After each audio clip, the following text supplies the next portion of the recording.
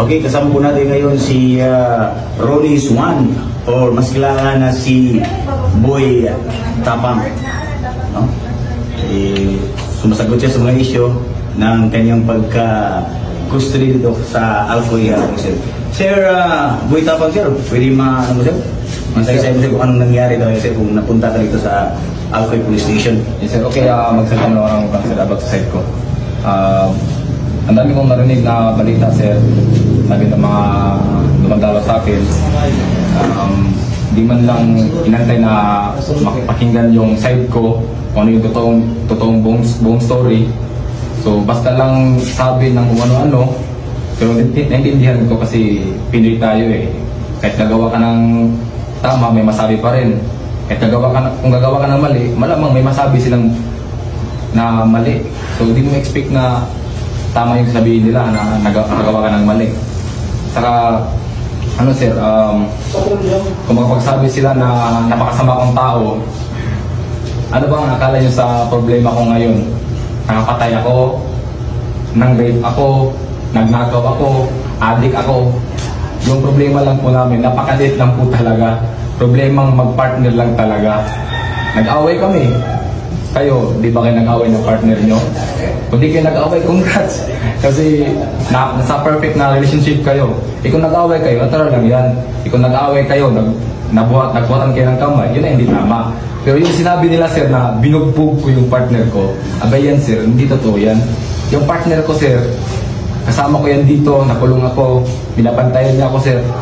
Kaya tignan, iharap ko dito yung partner ko sa inyo. Walang kayong makitang sugat sa mukha niya, pasa sa mukha niya, bali-bali buto. Wala kayong makita. Napaka-ganda ng kutis ng misis ko dito pag nandito siya, sir. Walang bugbog na nangyari, sir. Sa katunayan nga, sa sobrang away namin, dumating sa punto na nasira lahat ng gamit namin sa bahay. Siguro yung mga gamit na nasira doon, nagkakalaga ng mga 30,000, sila nasira talaga, mga TV namin. Binasag talaga lahat, sobrang galit niya. Tapos, pumasok siya sa kwarto ko habang ako, titignan ko siya sa pagsira niya magamit, tumakbo sa kwarto, titignan ko siya, parang nangaasar mo, sige, basagin mo lahat ng gamit dyan. O sige, ganun, papakulong kita, ganun. Pumasok siya sa kwarto, nakalak yung pintuan, sinira niya yung pintuan. Tapos pagkasira, pumasok siya sa nabutas na pintuan, yung sira na pintuan, yun yung hinampas niya sa akin. Nung pag-ampas niya, niyakap ko pa nga siya eh. Sabi ko, tama na kasi naawan ako sa mga gamit ko. So, nung hinakap ko siya, hanggang dumating yung mama ko, nagalit yung mama ko na bakit daming sira dito. Napagalitan siya, hanggang nag-away na mama ko, hanggang lumala tuloy yung away, hanggang pumunta siya dito sa police station. Nag-report siya. Hinayaan ko, mag-report ka doon kasi hindi na takot kasi wala naman. Normal na away lang sa partner. Walang bugbugan na nangyari, sir. Walang bugbugan na nangyari. Tapos, nag-report siya dito. Nung pagpunta niya dito, dumating yung pulis sa bahay. Kinausap ako, sumama ako sa pulis. Ako mismo sumama. Walang daming sinasabi kasi gusto ko rin i-explain sa mga pulis. Pagdating namin dito sa police station, nag-usap kami ng partner ko. Walang isang oras, nag-okay kami sana. Sabi ng partner ko, tara uwi na tayo, antok na ako. Sabi ko, sabihin mo sa pulis na uwi na tayo. Yung pagkasabi niya sa pulis na uwi na kami, wala na, na-file na yung report niya. So wala kami magawa kasi na batas eh. So kala niya yung batas kasi pinipaglarawan. Eh, napasok ako sa kulungan, nagbabantay siya sa akin, 24 hours. Sabi ko, ngayon, tignan mo yung report mo. Nung nangyari, nakulong ako, nagbabantay ka sa akin, namamakawa ka.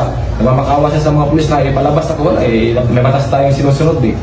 Napakalit lang sana ng problema naman sir. Away mag-partner lang talaga. Wala, away partner napakalit lang. Kumbaga, dapat tutukan natin na problema. Hindi ito problema ko eh. Dapat problema sa adik, problema sa magnanakaw, problema sa rapist. Maganyang problema ba? Ito, away partner lang. Napakalit lang talaga ng problema. Pero wala eh, vlogger tayo. Siyempre, pag vlogger tayo, kung tip pagkakamali, kalat talaga yan.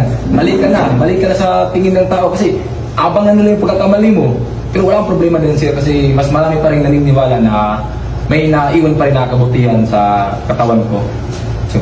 So yun sir, nag-away talaga. Okay kami sa partner ko. So wala kami problema. Sadyang nakulong na talaga ako dito kasi may batas na sinunod dahil kahit anong sabihin ng partner ko na urong niya, yung mga sinasabi niya, wala na, late na talaga siya.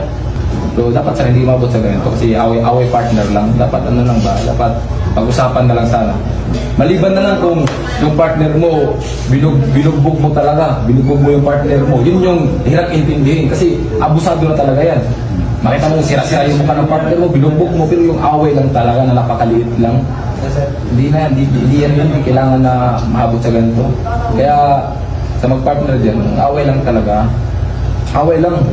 Oo, wag lang magbugbugan. Sir, awang ako sa bugbugan nangyari. Sa sinabi doon nabugbugan tawa nga yung partner ko dyan Kung nandito na partner ko sa'yo, papaanoin ko dito sa inyo, papaharap sa inyo, huwag na, baka ma-juwaribig ko pa, sa news pa pala. Sa vlog ko na lang para at earnings ba. So ano masasabi mo sir sa mga nagko-comment na for content lang po ito lahat? Sa mga nagsasabing for content, hindi ito content, ano talaga to, nangyari talaga na hindi inasahan ba na akala niya yung ginagawa niya ng pag-report ay pwedeng bawiin na report kita. Kunwari lang takutin kita, pero hindi makatakot ang batas yan So yan nangyari, wala na, napakalit lang talaga ng problema, away mag-partner lang talaga. Ganun lang. Sir, anong personal lesson na na-learn mo sa experience mo nito? Na-experience ko dito, hindi madaling makulong. Hindi madaling makulong. Kausap ko, butiki. Nagtitigan kami ng butiki dun sabi ng butiki dun, walang tulugan to, lagi nagkatapi. Talo ko, tulog muna ako. So mahirap talaga sir na makulong. So dapat iwasan na lang talaga na hindi ka makulong para walang problema. Sarap mamuhay ng nakatambay sa kubo ka na, kaysa nakatambay ka sa sa kulungan kahit maligo ka doon ko naranasan, maligo nakatayo, ganun lang tayo, tapos CCR ka, ganun lang, kunti lang kembot mo, CCR, ang hirap, natutuplas ka, nakatingin ka sa kisame kasi pag tingin mo sa yung sabon, baka masuka ka pa. Diba? So, yan yung mga experience ko na hindi magandang balikan. Okay. Pero experience lang yun, magandang experience din yun. Magandang experience din yun. Salamat sir. Susunod sir, bugyan mo na lang sa sir. Bugyan na lang sir, 20 seconds lang.